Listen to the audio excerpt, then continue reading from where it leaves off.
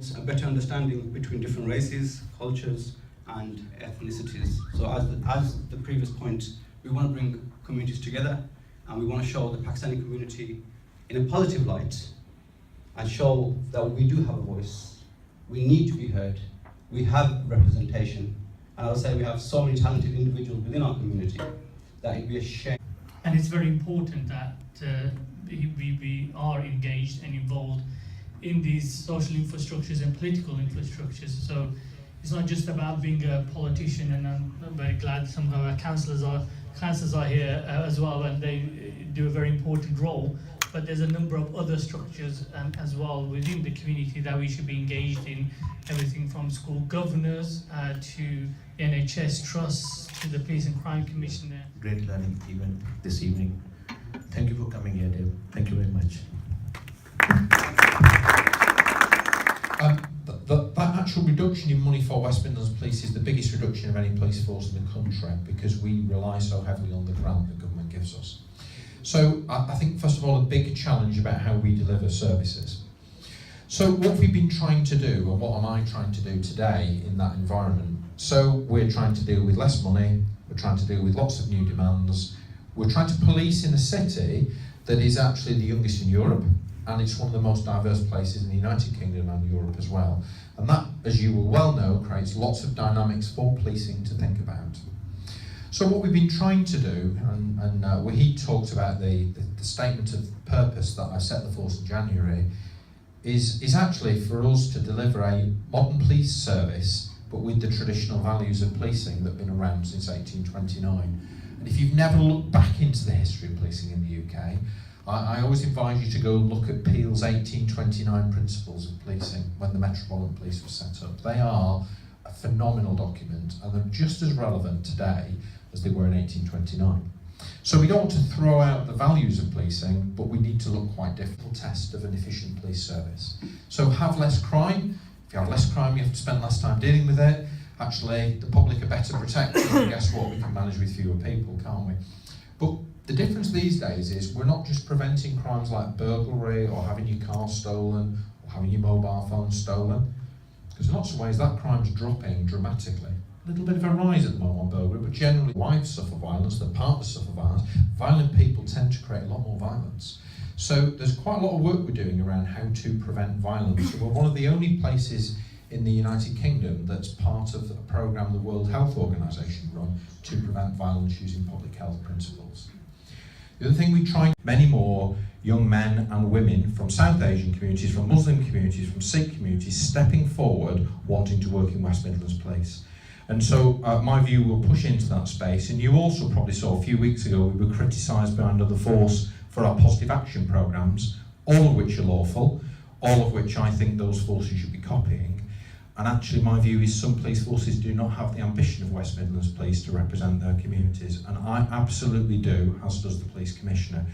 I'm more than happy to answer any questions around that when we get there, because there are always views around those issues, but be assured when people want to serve in our organisation, I am not looking for barriers to stop them.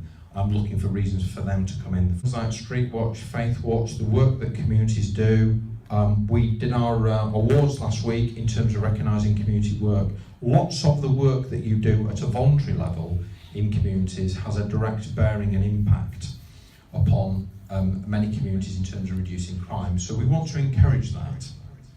What I think is also important in terms of our relationship is we don't have it defined by a single issue, because my worry on occasions is that the media can be very attracted to defining the relationship between the police and particularly Muslim communities around terrorism.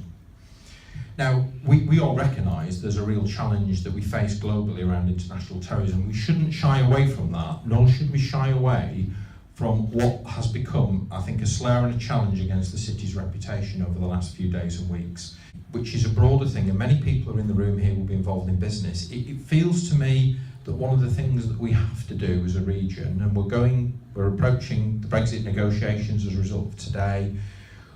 Many of you are involved in the vibrancy of the economic footprint in the region.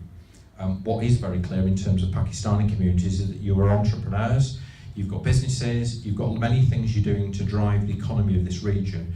And as the region becomes more diverse, and particularly Pakistani community becomes a larger part of that community, it's important we also recognise that your community also has lives in areas with some of the highest deprivation, and some parts of the community have some of the lowest incomes, and particularly gaps in terms of skills.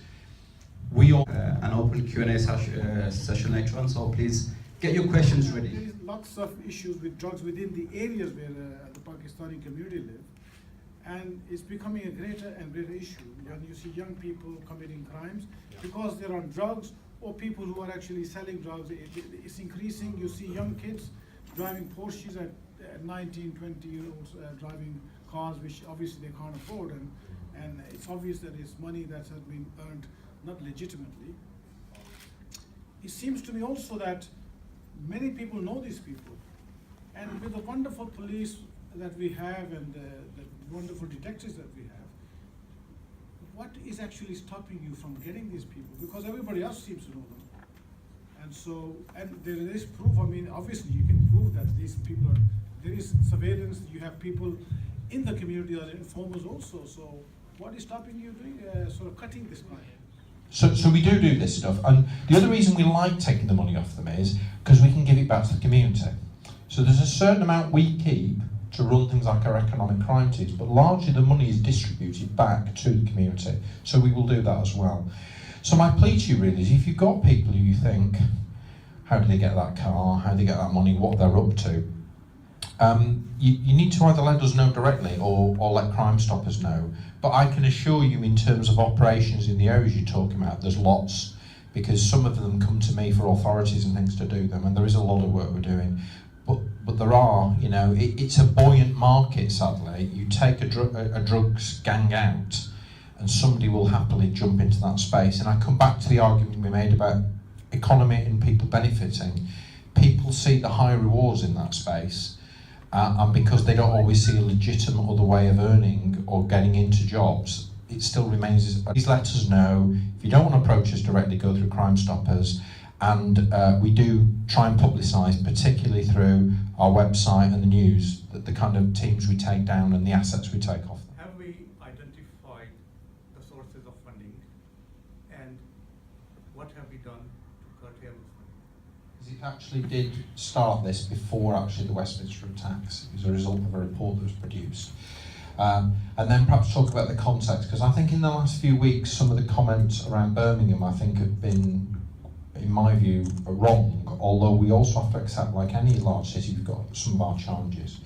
So the debate and the profile of the city rose, I think about 3 weeks ago. There was a report produced on who'd been arrested around terrorism issues. And in terms of the footprint who'd been arrested, about 10% of those arrests were about 26 were attributed to in and around the West Midlands, and specifically parts of East Birmingham. Well, that probably didn't come as a surprise to any of us for a number of reasons. One, you will have seen the types of operations the force is running. Two, also, we have to accept we're a very large city. We're the most densely populated, urbanised area outside of the capital. And so, and we also have a very, very large Muslim population here, so there will be people in our midst that are not part of the community. And if we particularly look at the last two high-profile issues here, so you probably saw there was a lot of publicity, probably about 6-8 months ago, about a trial involving the Belgian attacks that related to some people who were here. Well, again, they weren't people particularly from our community. And of course, as you well know, the coverage this week, again, the individual we're talking about is somebody who was in our city, but would not be part necessarily of our community and known in the city. Now, I think there are a couple of challenges for us in that. One, we do have to recognise that some people will be radicalised in our community, and that we talk parts of East London do.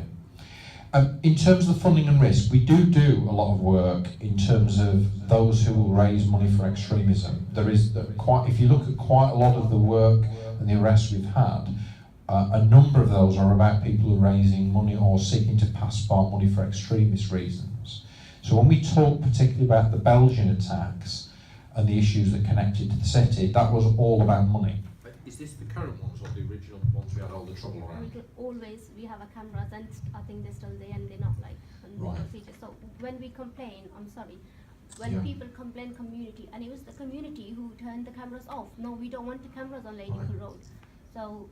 So we got into a I real don't mess in see about we 20. complain. Yeah. Why we complain? As a community, as a people we live there, it's our responsibility to look after our areas. We cannot question anyone else there. Oh, it's your responsibility, you do it. We're living in this area. We should be looking after it. So, if it's my choice, I want those cameras Right, back on. okay. Because So- it's my children go to the Yeah. mosque, come back.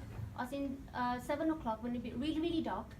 Children walk out of the mosque because so many Yeah. mosques on Lady Pool Road and Landway, on Stafford Road, on Coventry Road. Children's walking their own. Where's the parents? Where's the children? There's 7 o'clock, absolutely dark, and there no lights, no parents with the children, and they're walking alone. So I suppose a couple of things. I fundamentally agree with the point you're saying that where people live in an area, they have a responsibility to come together to say what we're doing. So simple things that where he talked about the police commissioner. So the money I take off criminals, Police and Proceeds of Crime Act, we make available through a fund called Active Citizens. And what our neighbourhood teams are trying to do is encouraging people on community projects that can help things. So if there's things you could do in the community that, you know, people keeping out for parking or people keeping out for kids or whatever they would do, we try and support that with some money. There is a role for policing as well. That's why we're enforcing cars and we'll do drug I'll dealers. be honest, I do see police around. I see police on Stafford Road, I see on Lady Pool Road. Good.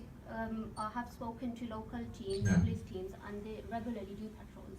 Good. I think you know as well, they do patrols. Yeah, they do. Lady Pool I Road, think yes, they do. But obviously they can't stay 24 hours Yeah. because local police are I shut. think as Dave's saying, it's a community effort. It's a We do community it effort, we together. need a community effort, and it's the youth clubs, there's so many other youth Yeah. clubs already Yes. in Spark Hill, Sparkbrook, Small Yeah. Hill. But these are, In, I think these are more Kingsley, local these- initiatives Um, that the will all help this. the all Asian youth clubs is in, I know some of the Concord Yeah.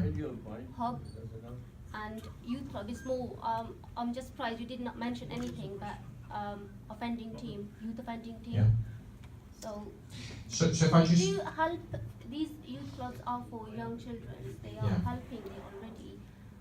Rather than highlighting the one we already have and we're making another one. So I know is this person doing Yeah. good work in Scotland, and I really appreciate with him, like what is he doing for the youth. yeah. So I have a question with Mr. Abid. I think Why initiatives if- like that are not for the police. I know it's not for the police, it's for the community. I understand. And it's for everybody to come together. Yes, I'm not Create questioning that- anyone here. I'm just putting my. No, you have a very valid point, Views here. and that's the purpose of bringing people here today. That's To I have try a right and to create ask. some sort of Mr. unity. Tom's here. You're going to do anything because he's only going to take our views and put forward to Yeah, but- head. Right. All As- right. As Dave said, I think they are doing as a police force as much as they can, right? But I think the onus lies upon us as a community as well to educate our people, to educate our children, to educate our neighbours, to educate our neighbourhoods, and take some initiative ourselves. We can't just say, "Oh, you deal with it," because they obviously can't. And you know, I mean, like the parking. And I'm an insurance broker in Spark Hill. Let's have a make around. So I think there's a number of things we'd agree. The police are doing some stuff in the area. There is, yes. If you tell us, and particularly things like the parking, they are concentrating. And if you want to go on Twitter and speak to the neighbourhood team in Spring, they're doing lots of stuff I on mean, that. Great. please, Okay, every I'm going to keep going month, because me and you will have this everybody chat for about all night, won't we? In terms of the money for groups, the Active Citizens money is not available just for new things, it's for existing things. On the CCT, Speak up and share your ideas, share your thoughts with us. It is not a good idea to just have that kind of an attitude. Don't confuse me with the facts. I have made up my mind. They have to come out. Yes. It would have been a wonderful opportunity for them if they had all come out here, and I'm sure there would have been so many more questions. And you have seen it yourself. I mean, how intelligent, what wonderful questions they had to ask. And there were quite a few questions which actually also opened up my mind to different realities that are around here. Before we conclude, we have this tradition of requesting the guest of honor to sign our visitor's book. I would request Chief Constable to please write some comments in the visitor's book, and then we will be done.